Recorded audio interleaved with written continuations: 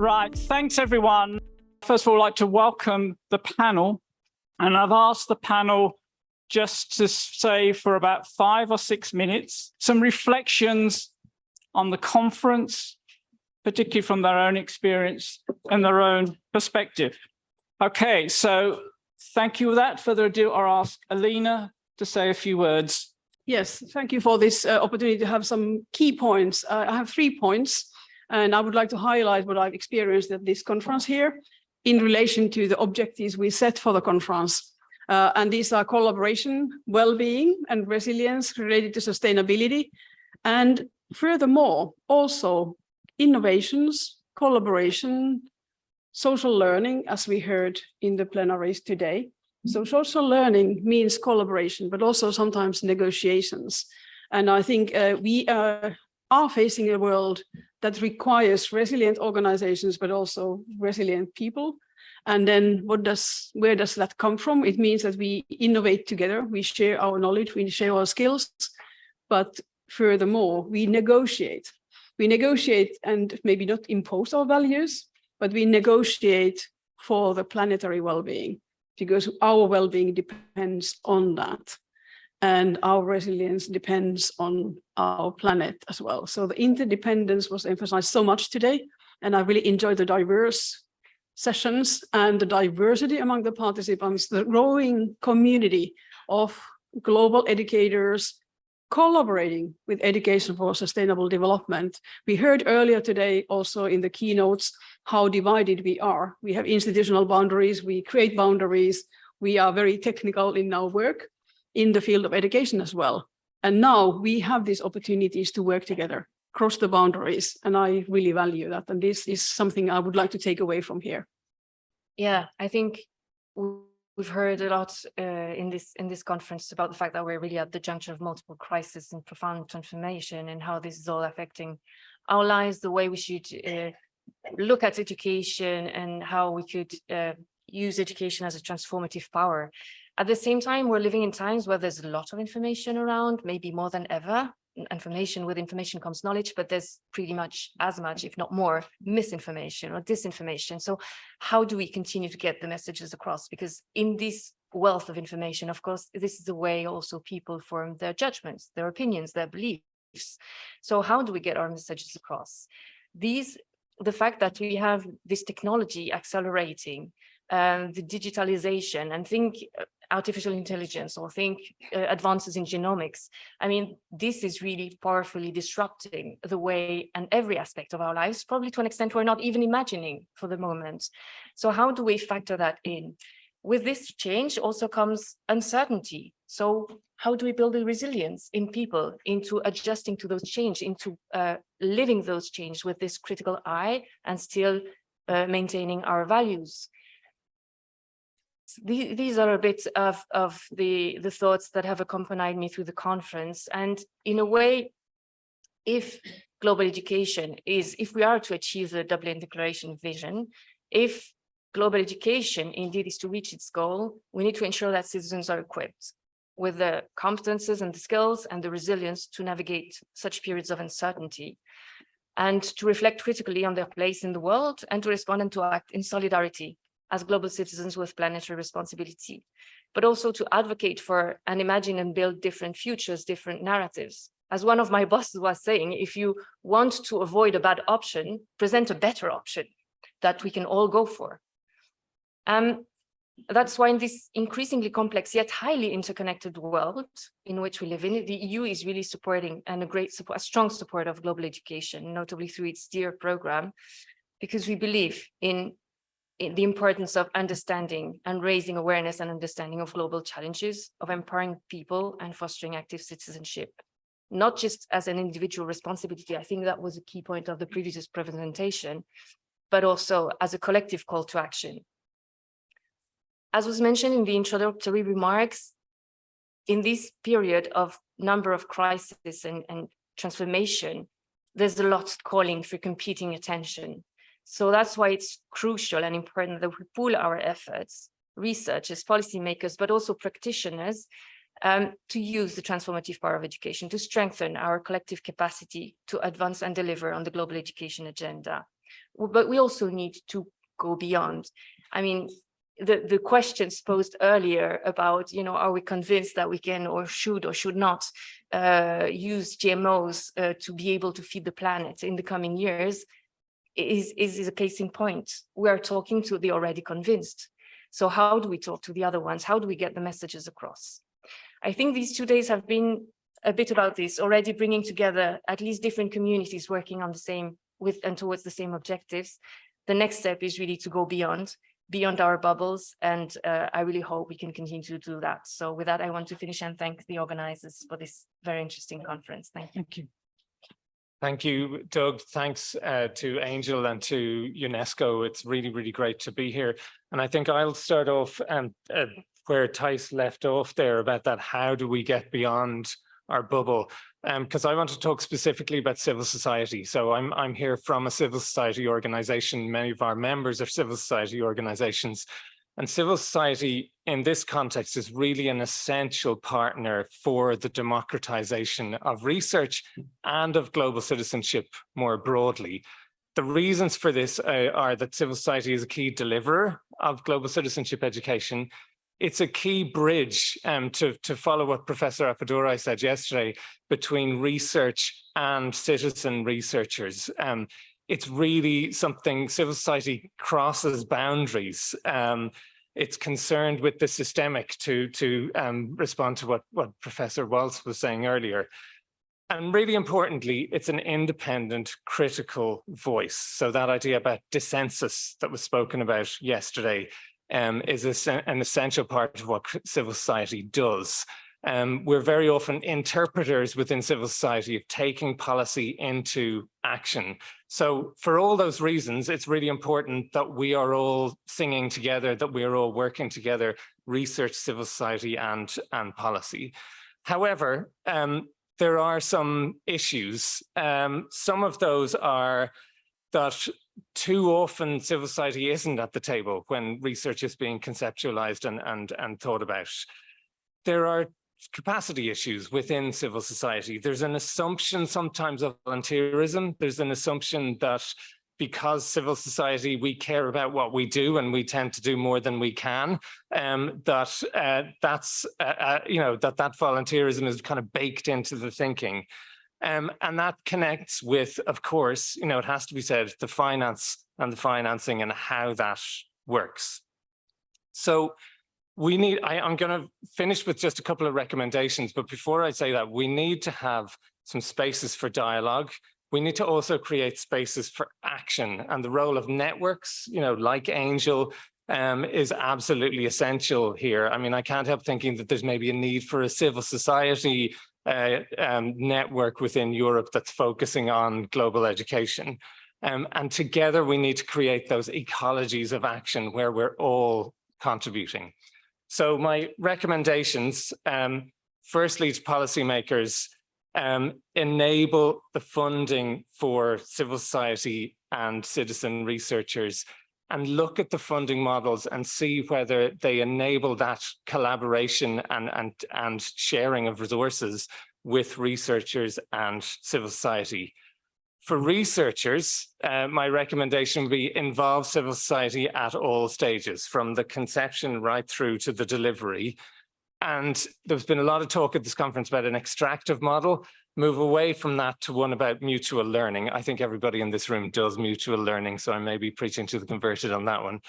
And then thirdly, for civil society, we need to be realistic about, one, what we can contribute, and two, what we expect from you and the research community. And I think we need to get away from the short-termism that was mentioned yesterday and think more and engage more on the longer term. So thank you.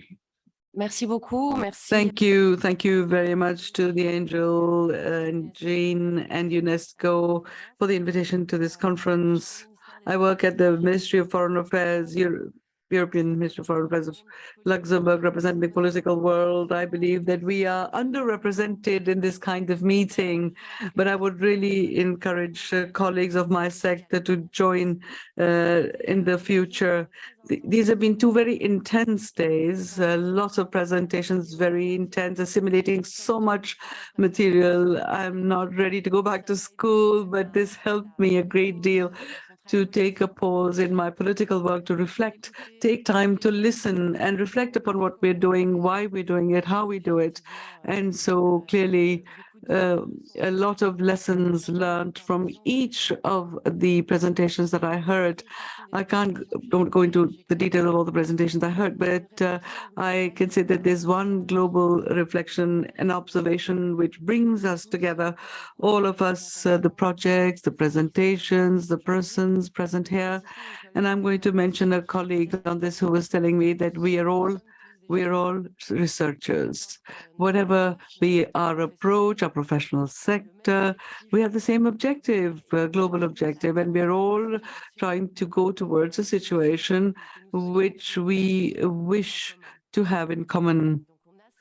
So we have this connection, but to strengthen this connection, I have the impression, and this is simply my reflection after these 2 days of conference, that there's a further step to be taken towards each other, to obtain the same language, so that we speak the same language as the world of research, the civil societies, the political world, and we work differently towards the same objective, as I was saying, but the language is not always the same. I've heard a lot of ideas, incredible ideas that I could integrate in my work.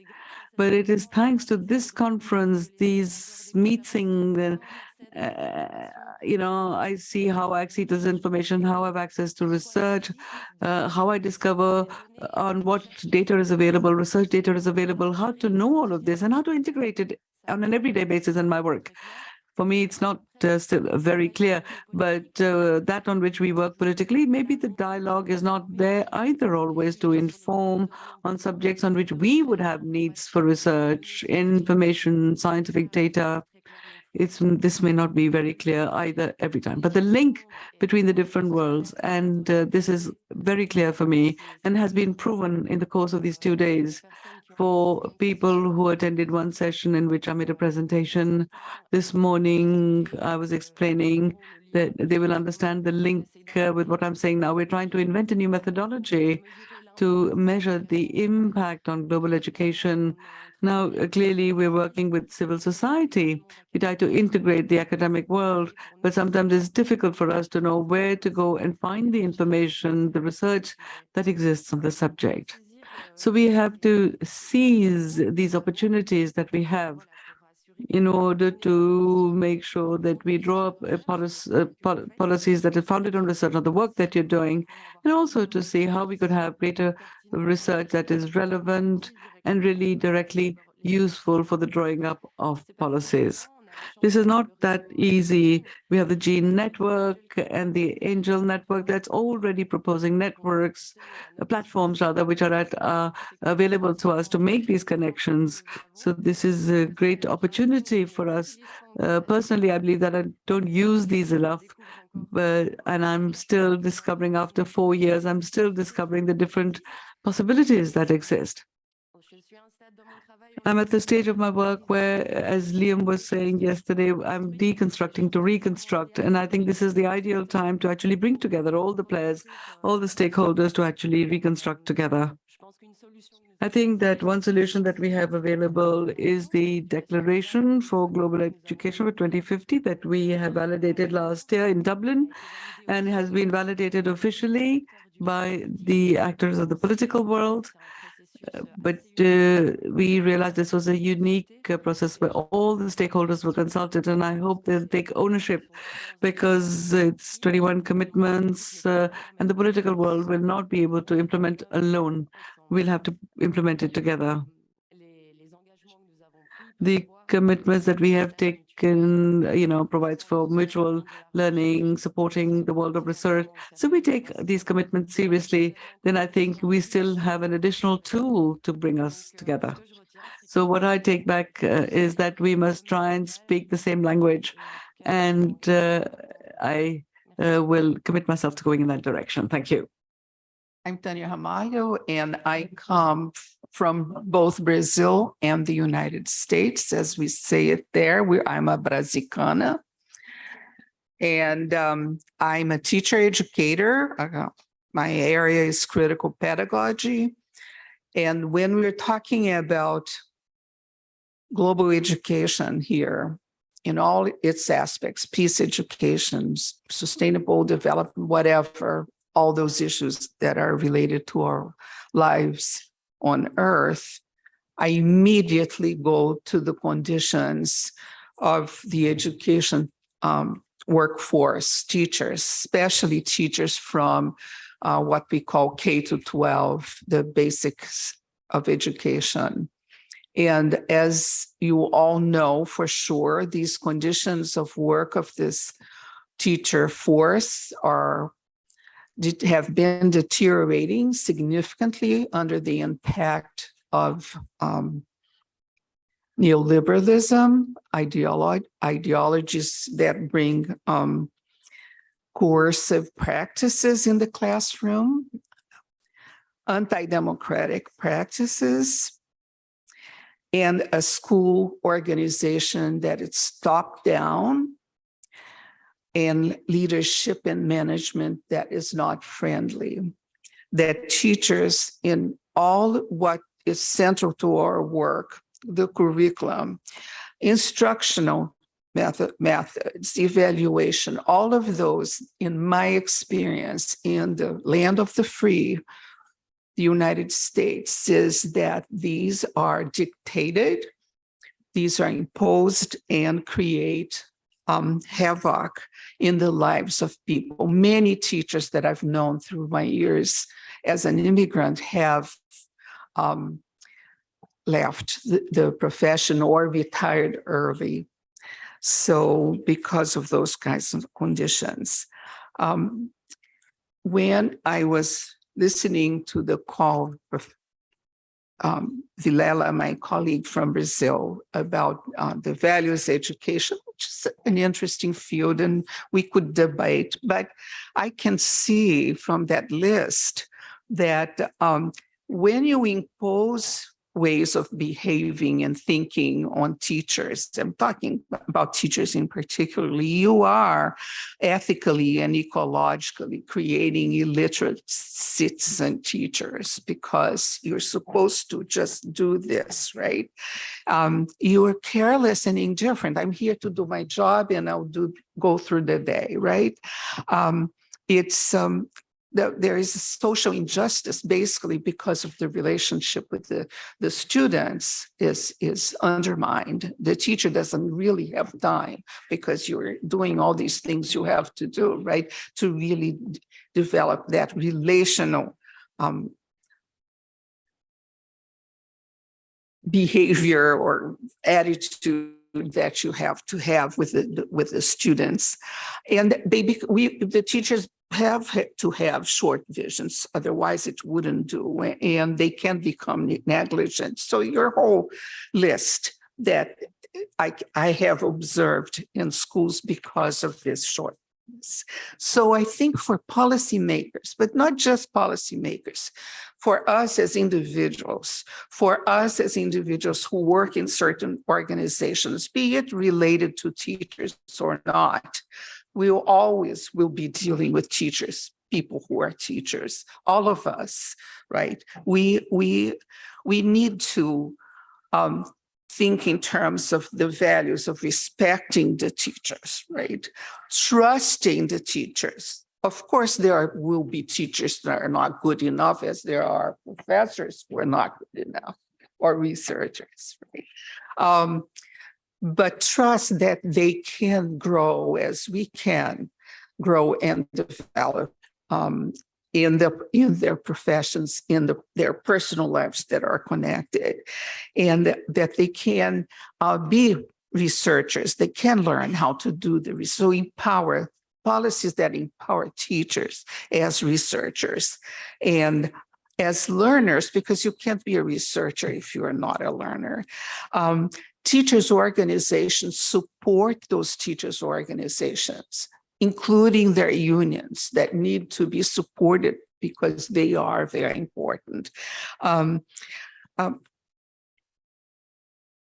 Including value creating, right? Where the teacher is so central and seen as central. So all of those things that we can do both individually as well through our works to empower the teachers who are going to do the work of teacher, or most of the work of teacher, of global education is important. And that's what I think that we really, really should support in through our network. We have a teacher education group in our network. And for policymakers, where we can, as citizens, have some kind of impact. Okay, thank you. I'll try to use two words to try and understand the difficult world that we're living in. And I would suggest that these two words would be that we're living in a time of existential displacement. Why do I use those two words? Physically, we know that this week, the United Nations said that we've reached the highest number of displaced people since statistics were being taken, over 110 million. But I would suggest that the number of displaced is much, much more. Those who leave their territories are displaced, but I would say that even those who receive them in their territories become displaced. And I think one of the tragic things that has happened, and I think as global education people, we should be very careful about this, is that there is a tragic thing that has happened. There is no single narrative to articulate the displacement of those who leave and the displacement of those who do not feel at home anymore because people with other cultures, with other languages, with other religions have come into their territory, and it's as if they're feeling foreigners in their own home. What happens when we do not articulate these two kinds of displacements? That the liberals speak up for the migrants and the populists speak up for the natives. And this is, I think, a big problem. And I think one of the things that we must learn is that being global doesn't mean hating your country. It doesn't mean not having inclusive nationalism. I would even use those words, because if we allow this space, I'm talking as a politician who has been in politics for the last 40 years, and believe it or not, I haven't lost trust in politics. I mean, which is quite difficult to say, you know. I call myself, in the tradition of Viktor Frankl, a tragic optimist. We know that there is a tragedy, but we can't afford to give up.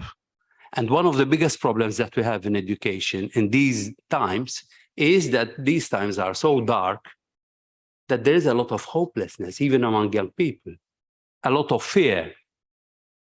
And if we do not educate our young people to be able to cope with tragedy, they give up.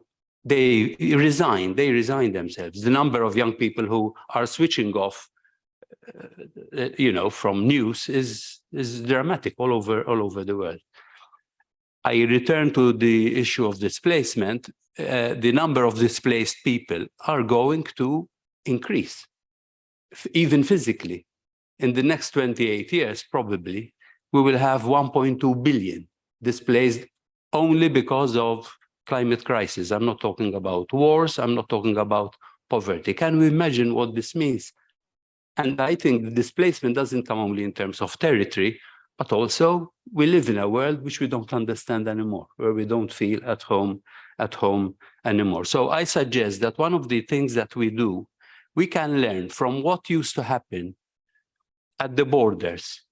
Because at the borders, especially of contested territories, where cultures mix, where people fight, where people come together and are not prepared to share history and identity, that has now moved to not the border, but actually to center stage. And we must learn from what happens in education, in transnational education at the borders. I think that is something which is worthwhile. Also, I think what is important, and I think we've made this very clear, that today, if education is not to be part of the problem, because education is part of the problem, we have highly educated people who are corrupt, highly educated people who, who design financial products and then cause financial crisis. The crisis of 2008 wasn't a financial crisis. It was an ethical crisis. Dieselgate wasn't an engineering crisis. It was an ethical crisis. If you have highly educated people who can actually design engines in a way to cheat, they are highly educated people. So please let us understand that being educated is not automatically means that you are, you're sensitive, you're sensible, and you'll do the right way. If you remember, after the financial crisis of 2008, a lot of universities around the world said, we're going to get together and we're going to revise our curricula so that we don't teach students only how to make money and how much money they make, but what for? Did they do it? They met for a few times, and then it's now business as usual. And I think if education is not to be part of the problem, we have to educate for what Martin Luther King used to call creative misfits. We need positively maladjusted people. We must educate for people not to conform. If they are conforming, we are educating them for suicide, because that's what it is. So I think that is important, even in the tradition of Don Lorenzo Milani, the Italian priest, who said, obedience is not a virtue. So we must, and there should be no apology for us talking about ethical education and about the need to have ethical education. It depends then what we're talking about. 2 years ago, I was present at the Strategic Bled Forum, where there was Viktor Orban and Cardinal Parolin. I'll end on this anecdote because I think it shows that there is a difference between talking about ethics and about values and the ideology of values. So there we had Viktor Orban talking about the ideology of values. He was barking on the stage that, no, don't let the migrants come because they're going to contaminate our culture. We are Christian. They'll bring their own religion and it's disaster. No, we don't want them. On the same stage, ironically, we had Cardinal Pietro Parolin, who is the number 2 in the Catholic Church. Orban felt he was representing Christ on earth. We're talking about ethics, that they were defending Christianity. Whereas, in fact, Parolin was very mildly and gently telling him Christianity is about encounter, about meeting the others not as enemies and not meeting others to become like each other, but to recognize who they are and to recognize who we are. And I think this is the biggest, obviously, issue that we have on how to live together, as equals. And the last point is, let us not have the illusion that education can do this on its own. Unless you have education policy aligned with social policy, economic policy, and environmental policy, the outside school factors will defeat whatever we do in education, however well-intentioned we might be. Thank you. Distinguished participants, ladies and gentlemen, friends and colleagues, I'm Chris Castle. I'm the Director of the Division for Peace and Sustainable Development. And I think many of you have had the opportunity to work with some of the colleagues of mine in the section for Global Citizenship Education and Peace, and also the section for Education for Sustainable Development, and also a third section which looks at Education for Health and Well-being. So these are all thematic areas of education that come up in my division. And so we're delighted about this particular edition of the Biennial Angel Conference. And I have to say, my colleagues have been keeping me abreast of the discussions. I've followed a bit online, and I'm highly impressed with the amount of knowledge that's been shared and discussed and the discussions that have taken place here at this particular conference. It has showcased the power of research in shaping our understanding of global citizenship, education, and learning. And the insights, experiences, and innovative approaches presented by researchers and practitioners have reaffirmed the critical role of education in fostering sustainable change towards a better future. Throughout this conference, we've delved into diverse dimensions of global citizenship education, exploring topics ranging from social justice and human rights to climate change, as we just heard, peace building and regional cooperation. And the depth and width of discussions have highlighted the complexity of the challenges we face and the urgent need for putting global citizenship and sustainable development themes even more forcefully at the heart of our education programs. The research findings shared during the conference have enriched our understanding of what needs to change and why, and provides valuable insights that can inform policy development and implementation. And again, speaking with my team, I know we feel that what we are able to gain from sitting in on and participating in the discussions at this conference really helps us to improve and strengthen our programs and the support that UNESCO is able to provide to our member states, and in particular ministries of education in the education sector. While research serves as a foundation, it's fundamental that we forge strong synergies between research, policymakers, practitioners, and other agents of change. Many of the speakers up on the podium have already made reference to that, translating evidence into action. And the findings and recommendations that emerge as a result of this edition of the Angel Conference are invaluable resources that can guide policy formulation, inform curricula development, shed light on innovative and impactful teaching methods, and shape educational practices at all levels. By harnessing our collective efforts, we can create the linkages between research and policymaking and foster a culture of evidence-based decision-making, where policies are not detached from the realities faced by educators and learners and are rooted in a deep understanding of the challenges and opportunities of educational communities. Now, one of the things I think you may have heard about a little bit that's currently a big priority in UNESCO's education sector is the process to update the 1974 recommendation concerning education for international understanding, cooperation, and peace, and education relating to human rights and fundamental freedoms. I always have to read that out because it's such a long title, and that's why we refer to it simply as the 1974 recommendation for shorthand.